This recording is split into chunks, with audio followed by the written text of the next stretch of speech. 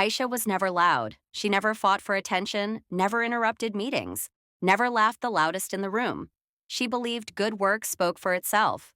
For 3 years, she stayed late, fixed mistakes that weren't hers, and delivered projects on time. Quietly. But silence has a price. On a rainy Monday morning, the entire team was called into the conference room. The air felt heavy, like something bad was about to happen. Aisha sat at the corner of the table, notebook open, pen still. Her manager, Mr. Khalid, cleared his throat. "The client is unhappy," he said. "This project failure has cost us our reputation." Everyone knew the truth. The delay came from wrong data, approved by Khalid himself. But eyes slowly turned toward Aisha. Khalid continued, calm and confident. Aisha was responsible for execution. She failed to communicate risks. A pause. No one defended her. Some avoided eye contact. Some nodded. One colleague even sighed, as if relieved it wasn't them. Aisha felt her chest tighten. Her mind screamed 100 explanations. She had proof, emails, messages, timelines. But her lips didn't move. Khalid looked at her. "Do you have anything to say?" The room waited. This was the moment everyone expected drama. Tears, anger, begging. Instead, Aisha closed her notebook slowly and said just one word. "No." The silence that followed was uncomfortable. Khalid frowned. "Fine, HR will handle the rest." By evening, her access was removed, her name erased from the project folder like she never existed. As she walked out of the building, rain soaking her clothes, she heard laughter behind her. Two coworkers joking about how quiet girls never survive corporate pressure. She didn't turn back. That night, Aisha sat alone in her small apartment. No tears, no calls, no complaints. She opened her laptop, not to update her resume, not to message anyone. She opened a blank document and wrote a title. Everything they never noticed. She began documenting every system flaw, every shortcut Khalid took, every idea she gave that he stole. Dates, proof, results. This wasn't anger. This was preparation. Days turned into weeks. Her phone stayed silent. No apology, no explanation. But something else started happening. She began rebuilding herself, quietly. She enrolled in advanced courses, learned skills her company never allowed her to explore, improved her work beyond what that office could ever handle. At night, while the city slept, Aisha worked. Not for revenge, for replacement. She started sharing her work online, anonymously at first. Clean designs, smart solutions, no face, no name. People noticed. One post went viral, then another. Comments poured in. "Whoever made this understands the problem deeply." "This is better than what top firms deliver."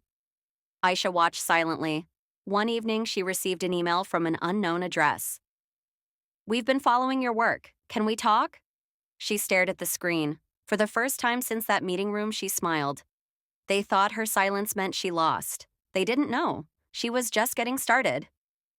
Aisha didn't reply to the email immediately. She read it again and again. "We've been following your work. Can we talk?"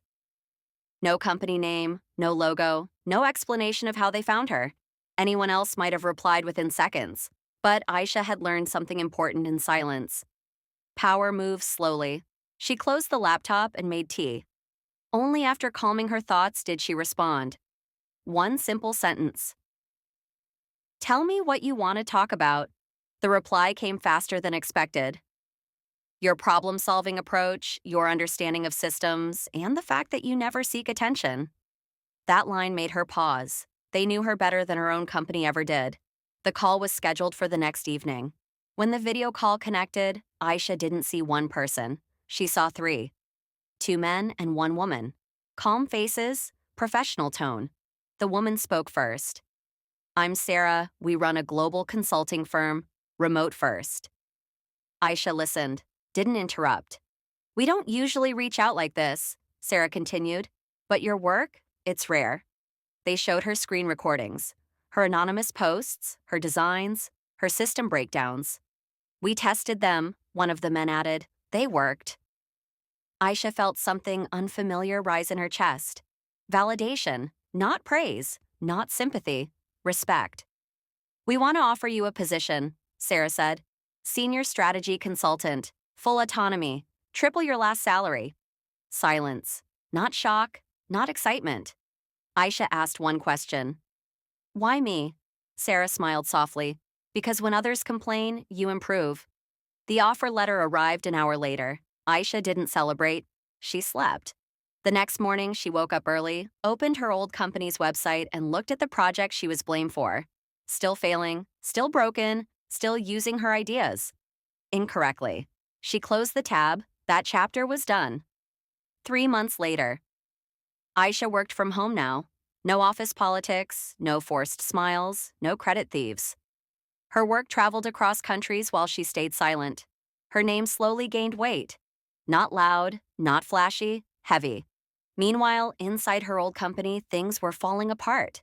Clients complained, deadlines missed, employees blamed each other, and Khalid? He blamed the easiest target. She left gaps in the system, he told upper management. We're paying the price now. No one questioned him until a new client meeting was scheduled. A big one. Aisha's new firm was invited as external consultants. Khalid didn't know that yet. When the meeting day arrived, Khalid walked into the conference room confidently until he saw her.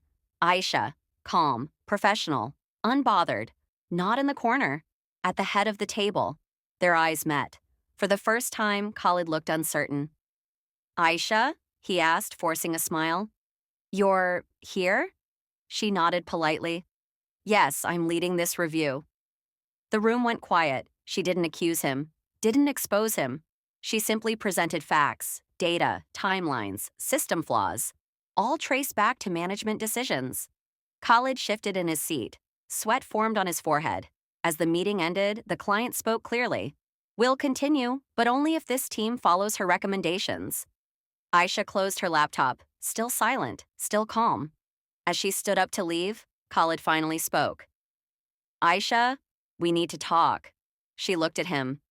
No, she said gently, and walked out. They thought silence meant submission. They were wrong. Silence was her strategy. After that meeting, Khalid couldn't sleep. Aisha's calm face replayed in his mind over and over. Not angry, not emotional, just controlled. It terrified him more than shouting ever could. The next morning, Khalid arrived early at the office. For the first time in years, he opened old project files himself instead of delegating. And that's when he noticed it. The system wasn't broken randomly. It was broken exactly where he had ignored warnings. Emails surfaced, messages he never replied to. Documents marked risk high, sent by Aisha. His stomach tightened. He quickly closed the files as if closing them could erase the truth. Instead of fixing the problem, Khalid did what he always did. He controlled the narrative. In the management meeting, he spoke first. Aisha is smart, he said carefully. But she lacks loyalty. She's using insider knowledge to harm us. Some heads nodded. Fear spreads faster than facts. A formal internal inquiry was launched, not into the system failure, but into Aisha's actions.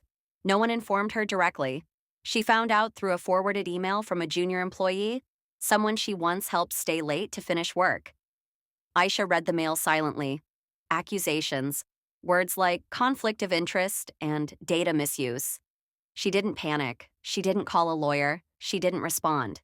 She forwarded the email to Sarah. Sarah replied within minutes. Do nothing. Let them talk. Days later, the client requested a full audit, not just of systems, of leadership decisions. This time, the audit would be public. Khalid tried to stop it. He called favors, delayed approvals, blamed technical teams. But the damage was spreading. One senior manager resigned quietly. Another took sudden leave. The building felt different. Whispers in hallways, eyes watching screens instead of people. Aisha continued her work remotely. Calm, focused, invisible, yet everywhere. Her recommendations were implemented by the client, and results appeared within weeks. Revenue stabilized. Complaints dropped. Efficiency improved. The client sent one clear message to Khalid's company. We trust her. If you don't, we'll reconsider our partnership. That line shook the board. For the first time, Khalid was questioned. Not accused, questioned. He smiled, deflected, blamed circumstances. But the room wasn't convinced. That evening, Aisha received another message. from someone unexpected, Nita, her old teammate. I don't know how to say this, but they're scared. Aisha replied with just one word. Good? Nita continued. Khalid is deleting files. He's trying to clean his tracks. Aisha closed her eyes for a moment, then opened a folder on her desktop, labeled Archive. Inside were backups, emails, approvals, meeting recordings, timestamps. Not stolen, not hacked, saved during her employment. Perfectly legal, perfectly quiet. She forwarded the folder to Sarah. Sarah's response was short. It's time. The audit day arrived. Executives gathered, legal teams present, external consultants watching. Khalid sat stiff, hands folded, confident on the outside, cracking inside. Aisha joined remotely, no camera, only voice, clear, calm. She didn't accuse Khalid. She walked them through decisions. What was suggested, what was approved, what was ignored. Each step supported by records. Silence filled the room, not awkward, but heavy. Then a board member asked, Who approved these changes? A pause. Khalid swallowed. Before he could speak, Aisha said, I can play the recording. Khalid looked up, eyes wide. Silence had waited long enough. The room froze. No one spoke. No one moved. Only the soft hum of the air conditioner filled the silence. Khalid's fingers tightened around the edge of the table. A recording? One board member asked. Aisha's voice came through the speaker, calm, steady. Yes, from a project review meeting, dated 6 months ago. Khalid forced a small laugh. This is absurd. Meetings are confidential. Aisha replied softly. So are approvals. Without waiting, she played the audio. Khalid's voice filled the room. Ignore the warning. The client won't notice. We'll fix it later. A pause. Then another voice. Aisha's. Sir, if this fails, execution will be blamed on me. Khalid laughed in the recording. That's how hierarchy works. The audio stopped. Silence returned, heavier than before. No accusations were needed. No emotions were shown. Facts had spoken. A board member leaned forward. Mr. Khalid, is this your voice? Khalid's mouth opened, closed, opened again. Yes, he said finally, but taken out of context.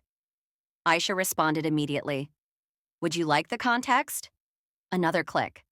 Emails appeared on the shared screen. Subject lines, timestamps, approvals, one by one, each carrying Khalid's signature. The board didn't interrupt. They watched. Khalid's face drained of color. For years, he controlled rooms with confidence. Now, the room controlled him. The audit was paused, not ended, paused. Khalid was asked to step out. As he stood, his chair scraped loudly against the floor, a sound that felt too human for someone who always appeared untouchable. Outside the room, he leaned against the wall, breathing hard. For the first time, silence wasn't protecting him. It was closing in. Later that evening, Aisha ended the call. Sarah messaged her. You handled that perfectly. Aisha replied, I didn't do anything. And it was true. She hadn't attacked. She hadn't shouted. She hadn't demanded justice. She had simply stopped hiding truth. Inside the company, panic spread. HR called emergency meetings. Legal reviewed contracts. Managers whispered in corners. Employees who once laughed at Aisha's silence now avoided saying her name. They remembered. The late nights she stayed, the warnings she gave, the calm way she accepted blame. Too calm. Khalid returned home late. His wife noticed immediately. You're pale, she said. He nodded. They're turning on me. She didn't ask who. She already knew. That night, Khalid sent Aisha a message. The first message he ever sent her directly. Let's talk. We can fix this. Aisha read it. Didn't reply. She placed her phone face down and slept peacefully. The next morning, news broke internally. Khalid was placed on temporary leave. Not fired, yet. But power had shifted. The board scheduled a final review, one that would determine leadership restructuring. Aisha was asked to attend. In person. She arrived at the building she once left in silence. Same walls, same desks, different air. People looked up as she walked past. Some with guilt, some with fear, some with respect. She didn't look at them. She walked straight into the boardroom, took her seat, not at the corner, at the center, the chair Khalid once owned. Outside the room, Khalid waited. For permission, for mercy, for silence. Inside, Aisha opened her folder. One final document remained. Not evidence, a decision. The boardroom was quiet. Not the awkward kind of quiet, the kind where decisions are about to change lives. Aisha sat straight, hands folded, eyes calm. Across the table were people who once never noticed her. Now, every one of them was listening. The chairman spoke first. "We've reviewed the audit, the recordings, and the results after your intervention," he said. "There's no doubt the failures were caused by leadership decisions." No one said Khalid's name. They didn't need to. "We need to decide how to move forward," the chairman continued. "And we'd like your recommendation." Aisha felt something shift inside her. This was it. Not justice. Control. She could end Khalid's career with one sentence. She could demand termination, public exposure, an example. Everyone expected it. She could see it in their eyes. Aisha took a breath. "When I joined this company," she began, "I believed systems fail because of mistakes." She paused. "I was wrong. Systems fail because people protect themselves instead of the truth." No anger in her voice, just clarity. She continued, "I don't recommend revenge, I recommend removal." The board leaned in. Remove fear-based leadership, remove credit theft, remove silence created by intimidation. A pause. "As for Mr. Khalid," she said slowly, "I don't want to decide his punishment." The room reacted instantly. Whispers, raised eyebrows. Aisha looked directly at the chairman. "I want to decide the future." Silence followed. Heavy, respectful. The chairman nodded slowly. "Then tell us what you want." Aisha opened the final document. "I propose a restructuring, transparent approvals, shared accountability, and an independent review system, one that protects employees who speak up." She slid the document forward. "And I want no managerial role here." That shocked them. "I don't want power over people," she added. "I want power over outcomes." The board exchanged looks. Finally, the chairman spoke. "We accept." Outside the boardroom, Khalid stood as Aisha walked out. He looked smaller now, older. "Aisha," he said quietly, "I never thought—" She stopped, looked at him. "I know," she said calmly. That was all. No lecture, no anger, no forgiveness speech. She walked past him. For the first time, Khalid understood something too late. Her silence was never weakness. It was discipline. 2 weeks later, the decision became official. Khalid resigned. No scandal, no headlines, just a quiet exit. The same way Aisha once left. Months passed. Aisha's consulting work expanded globally. Companies trusted her because she didn't seek credit, only results. She hired quietly, led invisibly, changed cultures without noise. One evening, she received a message from Nita. "You changed everything here." Aisha replied, "No, I just stopped letting silence be used against me." She closed her laptop and looked out the window. The city buzzed loudly. She didn't need to. Some people shout to be heard. Some fight to win. Aisha chose neither. She chose to rise and let silence finish the story. Success didn't change Aisha. It removed noise from her life. Her days were quiet now. Strategy calls, written recommendations, decisions that shaped companies she never visited. No office politics, no credit fights, no forced smiles. Yet her name traveled faster than she ever did. People spoke about her in rooms she wasn't in. She fixes what others hide. She doesn't talk much, but when she does, things move. One afternoon, an invitation arrived. Her old company was hosting an internal leadership reform session inspired by the restructuring she designed. They wanted her to speak, not as an employee, as an example. Aisha stared at the email for a long time, not because she was nervous, because she was done needing validation. She accepted. The auditorium was full. Familiar faces sat in rows, some who once ignored her, some who silently watched her fall, some who laughed when she didn't defend herself. Whispers spread as she walked in. She looks the same. No, she looks lighter. Aisha stood at the podium. No dramatic entrance, no powerful music, just presence. I won't talk about failure, she began. I won't talk about revenge. People leaned forward. I'll talk about silence. She paused. In this company, silence was misunderstood. It was taken as agreement, as weakness, as permission. Eyes dropped. She continued. Some people are silent because they are afraid. Others are silent because they are observing. She looked around the room.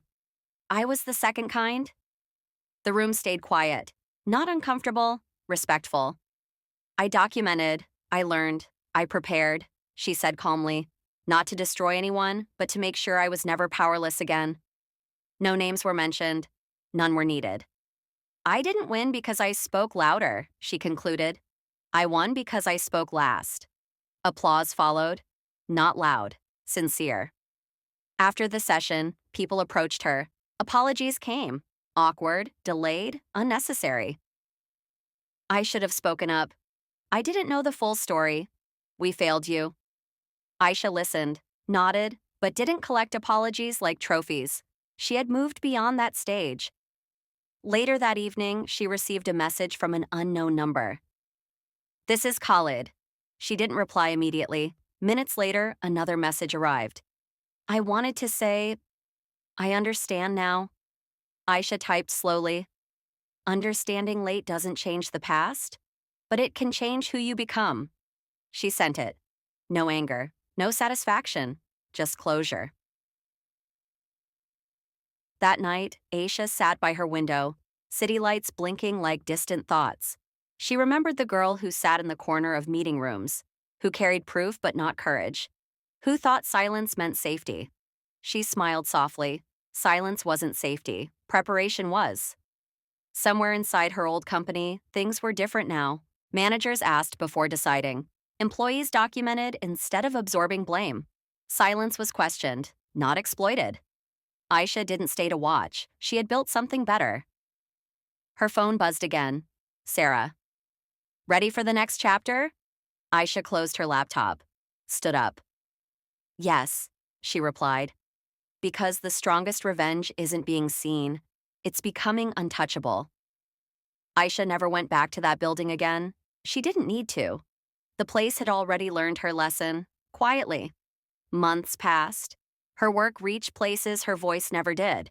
Companies trusted her not because she demanded authority, but because she removed chaos. She didn't promise miracles. She delivered clarity. One morning, while reviewing a proposal, she paused. The document carried a familiar pattern. A young consultant had written it. Thoughtful, cautious, detailed, the kind of work that often goes unnoticed. Aisha smiled. She approved it immediately and added a note. Your silence is not a weakness. Just make sure you're preparing while you stay quiet. Later that year, Aisha was invited to speak at a global forum. Not as a keynote speaker, as a case study. The topic was simple. When quiet people change systems. She stood on stage under soft lights, looking out at a crowd of strangers. People who didn't know her past, only her impact.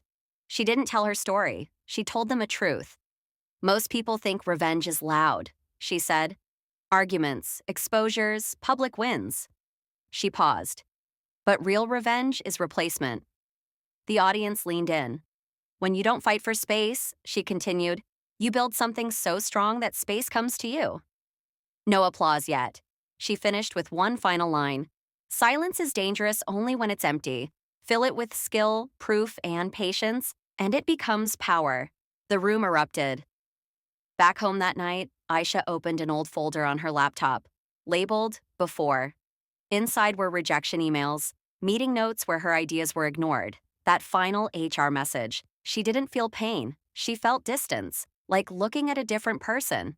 She deleted the folder, not to forget, to move on. Somewhere else in the city, Khalid worked a smaller job now. No big meetings, no titles, just tasks. One evening, a junior employee asked him for advice. Khalid hesitated, then spoke honestly. Listen more than you speak, he said. And when someone is quiet, don't assume they're weak. It was the only lesson he had left to give. Aisha's phone buzzed again. A message from Nita. There's a new girl here. Quiet, brilliant, they don't see her yet. Aisha replied instantly. They will, or she'll outgrow them. As the night settled, Aisha stood by her window one last time. The city was loud. She wasn't. And she didn't need to be. Because the strongest people don't announce their revenge. They become unreplaceable and let time do the rest.